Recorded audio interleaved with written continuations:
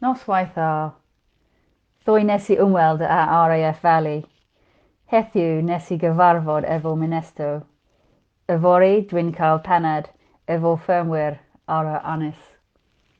RAF Valley is one of our island's largest and most important employers, and the station plays a crucial role in the defence of our nation. My grandparents met during their service in the RAF, and I'm immensely proud to be in the Air Force section of the Armed Forces Parliamentary Scheme. As it is for so many of you across the island, the RAF is extremely close to my heart, and as your MP, I'm determined to do all that I can to support this world-leading military training establishment. A message I was keen to reiterate when I visited the station again yesterday. Many people across Ynys have shared their concerns with me that the Ministry of Defence is planning to move certain flying operations from RAF Valley to RAF Leeming in Yorkshire. I've raised these concerns in Parliament directly with the government, and last week the Minister for Armed Forces, James Heapy, confirmed to me that there are no plans to move any flying operations away from RAF Valley. Although we've rightly been focused on combating COVID-19, it's vital that we are always mindful of the rising and unforeseen threats to our security and to that of our allies. Last weekend, the United Kingdom's newest aircraft carrier, the mighty HMS Queen Elizabeth, set sail on her first operational deployment, ending a decade in which the UK lacked the capacity to project air power from the sea. The UK's Carrier Strike Group set sail to write our name in the next chapter of history, a truly global Britain that's prepared to tackle the challenges of tomorrow, and that will work in partnership with our allies to defend our shared values and to uphold the rules-based international order. The F-35 pilots of HMS Queen Elizabeth were trained here on Anglesey at RAF Valley, the finest military aviation training establishment in the world. We should all be hugely proud of the crucial role played by the personnel at the station in the defence of our nation and in supporting our international allies.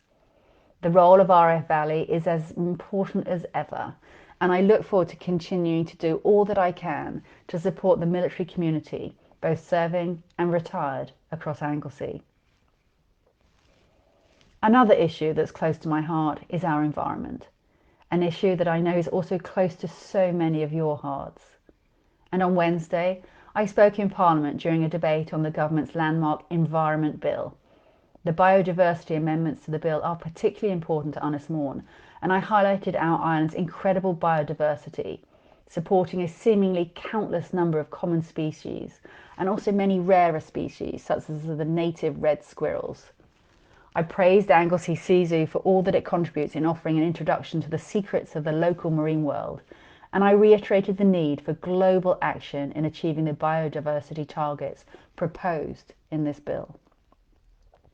I explained to MPs that when I joined a North Wales Wildlife Trust beach clean earlier this month, I was horrified to find hundreds of plastic cotton bud shafts, tiny plastic nurdles, foreign plastic containers and bottles old enough to be labelled in shillings.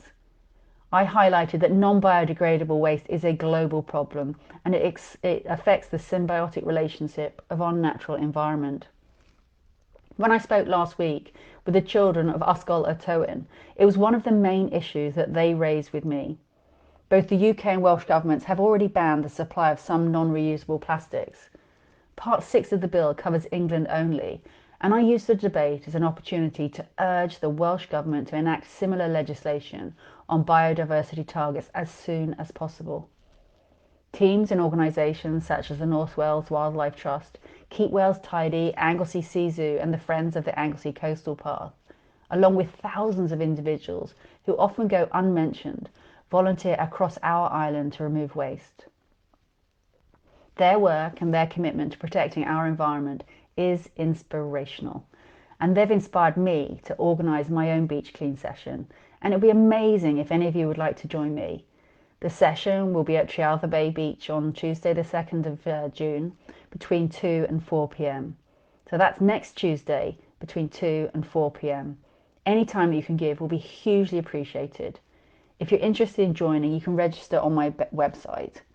I look forward to welcoming as many of you as possible to what will be a very rewarding session. This regular slot on 1FM is just one of the many ways in which I communicate the work I'm doing across our island on your behalf. In addition to my free monthly e-newsletter and regularly posting on Facebook, Instagram and LinkedIn, I have a fortnightly article in the Holyhead and Anglesey Mail, and I hold regular surgeries. Please do get in touch if you'd like me to talk via Zoom to your local community group, charity or school, or if you have any ideas you'd like to share as to how I can reach out to all corners of our island. As always, you can contact me at my office in Holyhead or via my website. Penwythnos braf i chi.